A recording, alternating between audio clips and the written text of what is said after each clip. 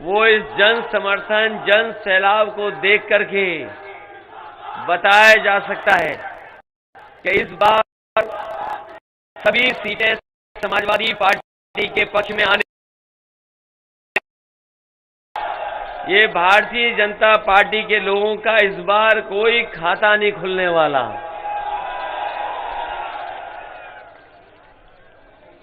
मुझे खुशी है इस बात की कि पहले चरण से ही समर्थन समाजवादी पार्टी को मिलने लगा है। पहले चरण का जो वोट पड़ा और दूसरे चरण में जो मतदान हुआ, उसकी हवा के बारे में तो मैं समझता हूं रायबरेली के लोगों को पता लग गया होगा। बताओ, सफाया हो गया, बीजेपी का नहीं हो गया। और जो गर्मी निकालने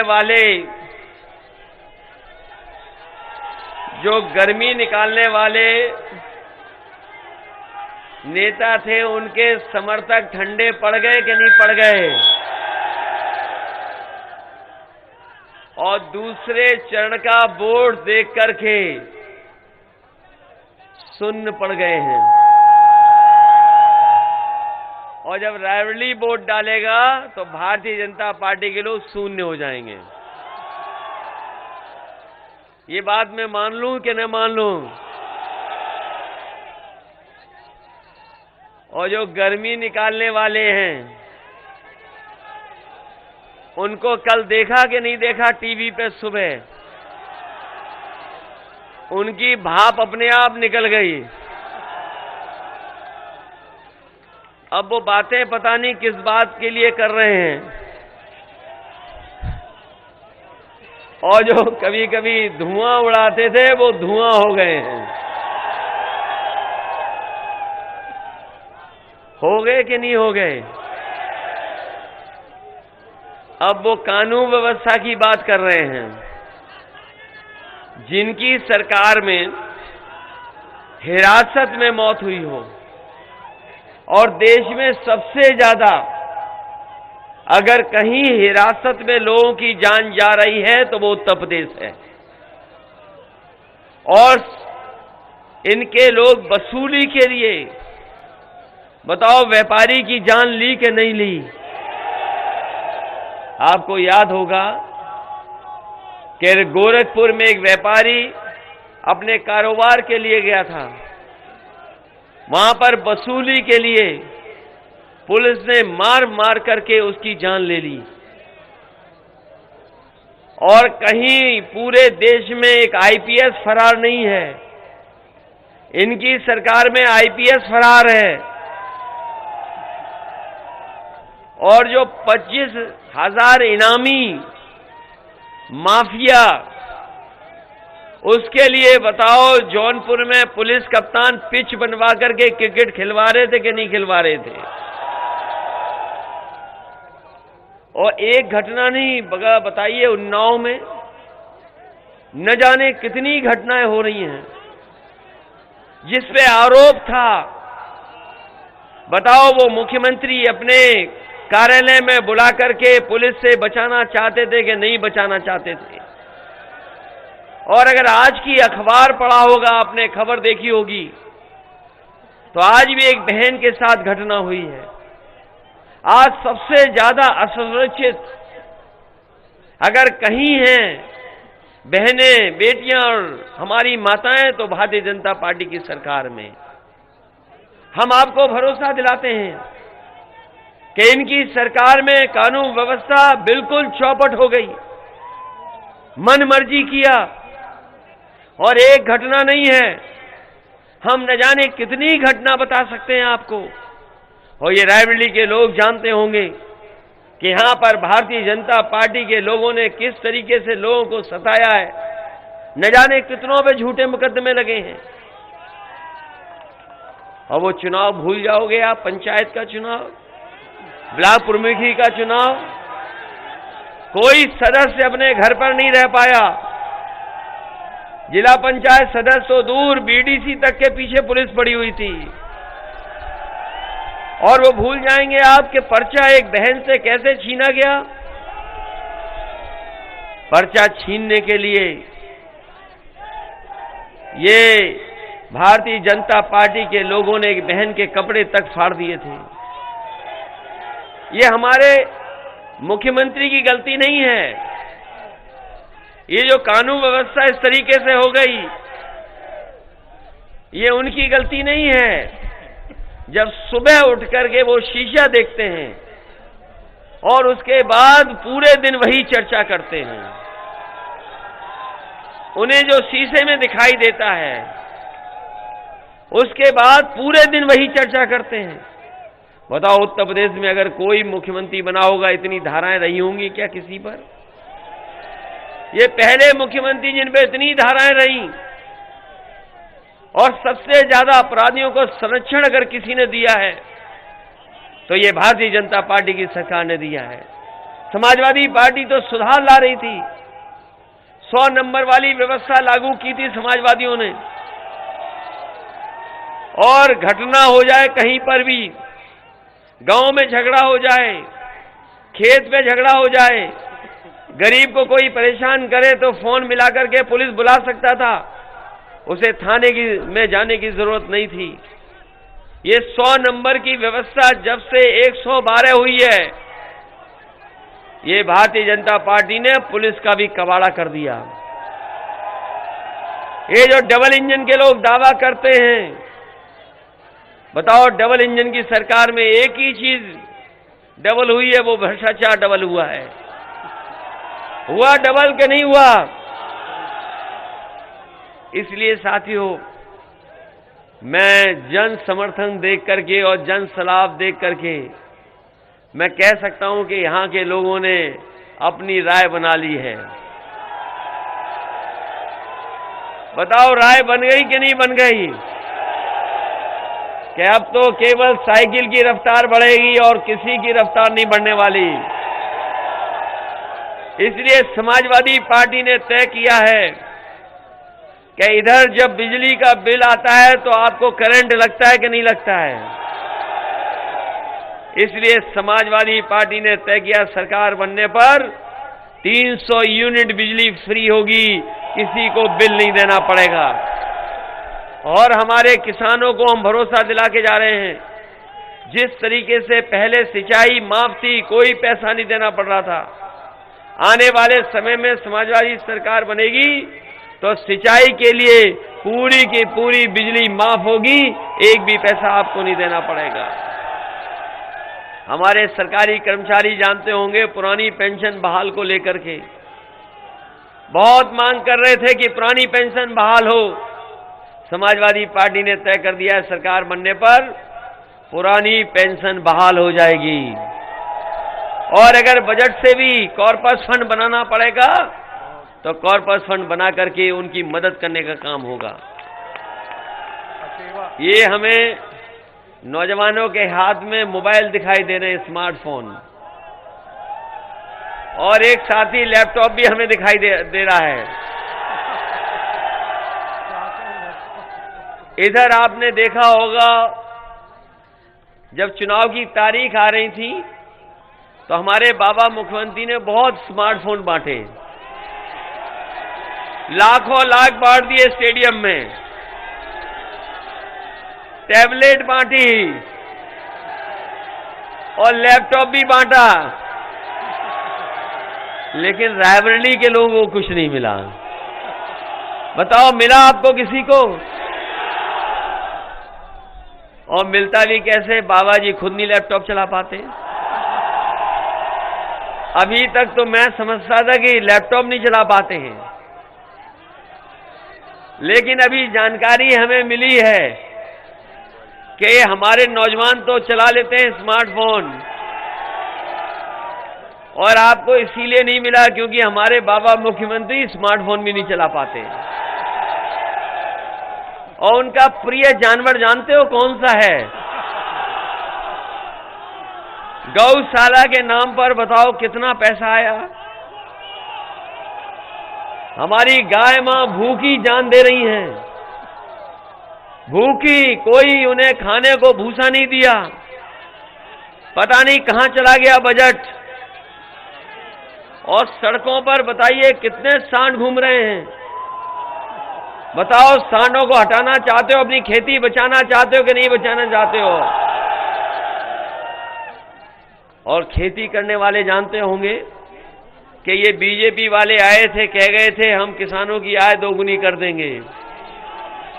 किसान भाइयों, बताओ कौन सी पैदावार की आपको कीमत मिल गई? किसी फसल की आपकी आय दोगुनी हुई हो तो बताओ। अगर धान पैदा किया होगा तो धान की लूट हुई कि नहीं हुई? और हमारे अगर किसानों ने गन्ने का भुगतान के लिए कहा होगा तो गन्ने का भुगतान भी नहीं हुआ कहीं भी, और किसी फसल की ये कीमत नहीं दे पाए। और जब किसान को खाद की जरूरत थी तो बताओ खाद किसी को मिल गई? न डीएपी मिली, और अगर किसी को बोरी खाद की मिल भी गई होगी तो उसमें से 5 किलो की चोरी हो गई। ये बोरी में चोरी कर रहे हैं कि नहीं कर रहे हैं? और याद होगा कि नहीं याद है आपको कि यही कह रहे थे कि हवाई चप्पल में चलने वालों को हवाई जहाज पे बैठाएंगे। और डीजल पेट्रोल की कीमत कहां पहुंच गई? पेट्रोल 100 के पार हो गया कि नहीं? ये दोबारा सरकार में आ गए तो देख लेना, पेट्रोल 200 रुपए लीटर बिकेगा, 200 रुपए लीटर। इसीलिए समाजवादियों ने तय किया है कि महीने में हमें अगर 1 लीटर या 2 लीटर भी फ्री देना पड़ेगा तो मोटरसाइकिल के लिए फ्री पेट्रोल देने का काम समाजवादी लोग करेंगे।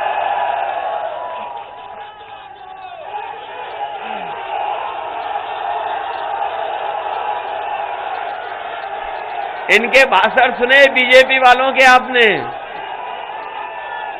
अभी प्रधानमंत्री बोल रहे थे कुछ दिन पहले यहीं पर बगल में, कल प्रधानमंत्री बोल रहे थे यहां पर।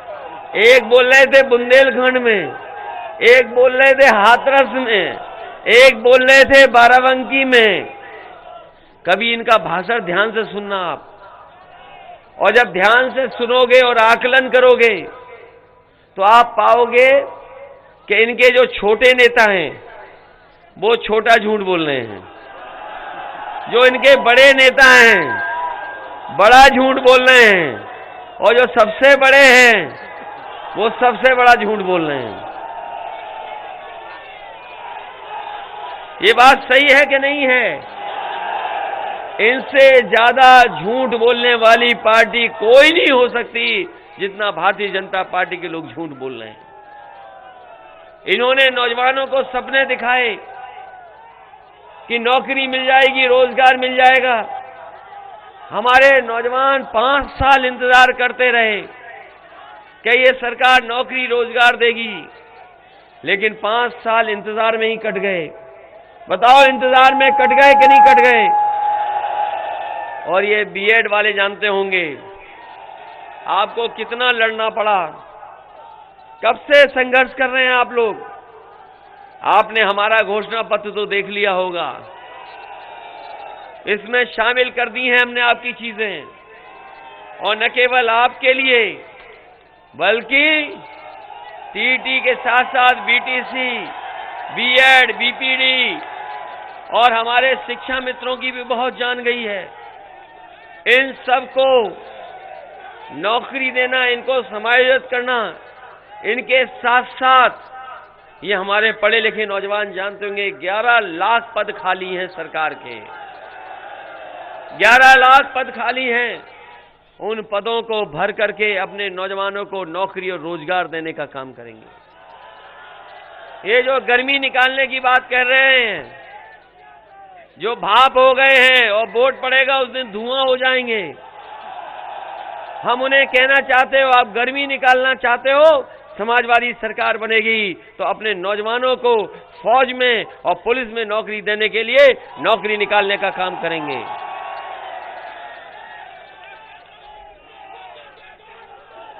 इसलिए आज समाजवादी पार्टी के पक्ष में आपसे मैं सहयोग और समर्थन मांगने आया हूं।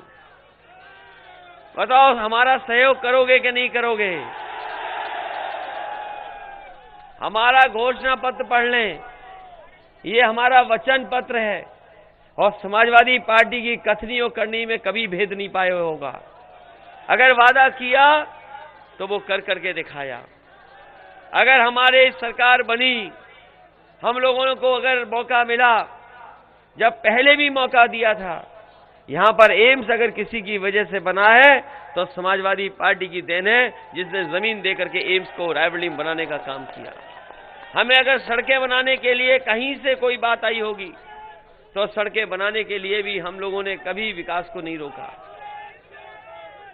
बिजली के उत्पादन में भी बहुत काम किया है।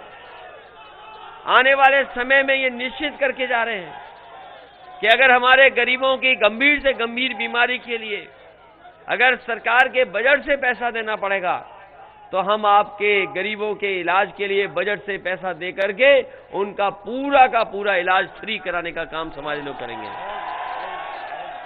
ये आज जो एम्बुलेंस चल रही है सड़कों पर, ये समाजवादियों की देन है। समाजवादी पार्टी की देन थी कि एम्बुलेंस चलाएं और अगर गांव में गरीब को जरूरत पड़ती तो यही एम्बुलेंस मदद कर रही है।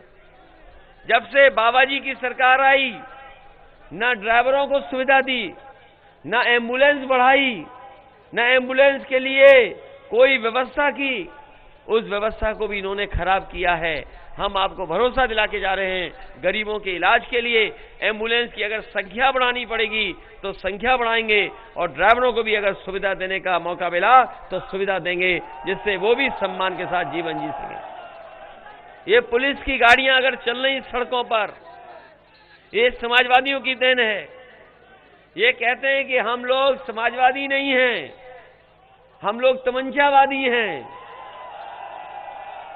कहते हैं कि तमंचावादियों ने कारखाने लगाए थे तमंचे के। बताओ, हमारे मंच में कोई तमंचावादी दिखाई देता हो तो बता दो। हमारे एक प्रत्याशी सलोन के हैं, पद्मश्री डॉक्टर हैं। बताओ, भारतीय जनता पार्टी किसी पद्मश्री को चुनाव लड़ा रही हो तो बता दो। और तमंचे का लाइसेंस देख लेना किनके पास है। हम पे तो कोई लाइसेंस नहीं है, हम पे तो कोई लाइसेंस नहीं है। अगर किसी पर है तमंचा तो आप जानते होंगे किन पर है तमंचा। लेकिन हम अपने तमाम लोगों को भरोसा दिला के जा रहे हैं कि जिस तरीके से पुलिस के लिए 100 नंबर व्यवस्था दी थी, अगर हमें कानून व्यवस्था को ठीक रखने के लिए 100 नंबर की गाड़ी को बढ़ाना पड़ा, पुलिस के लोगों को और सुविधाएं देनी पड़ी, सुविधाएं देंगे। और वहीं हम ये कहते हैं कि अगर कोई कानून व्यवस्था को और कानून से कोई खिलवाड़ करेगा, उसके खिलाफ सख्त से सख्त कार्रवाई कर करके उसको जेल भेजने का काम होगा। अगर समाजवादी लोग पुलिस को 100 नंबर दे सकते हैं तो आज बदमाश भाग नहीं सकता है। सख्ती भी करनी पड़ेगी तो सख्ती भी करेंगे। लेकिन हम बीजेपी से पूछना चाहते हैं कि आपकी सरकार में तो आईपीएस फरार है। एक आईपीएस पिच बनवा रहा है माफिया के लिए। 25,000 इनामी के तो घुटने पे गोली मार देते हो आप। लेकिन आपकी सरकार में 25,000 इनामी वोट मांग रहा है। ये कौन सी कानून व्यवस्था है? अगर है कानून व्यवस्था तो बताओ कि 25,000 इनामी कैसे वोट मांग रहा है? ये कहां की कानून व्यवस्था है कि 25,000 इनामी वोट मांग सकता है?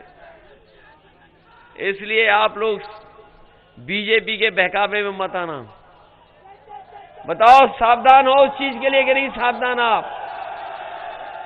और याद रखना, इन्होंने 5 साल जनता के ऊपर महंगाई बढ़ाई है।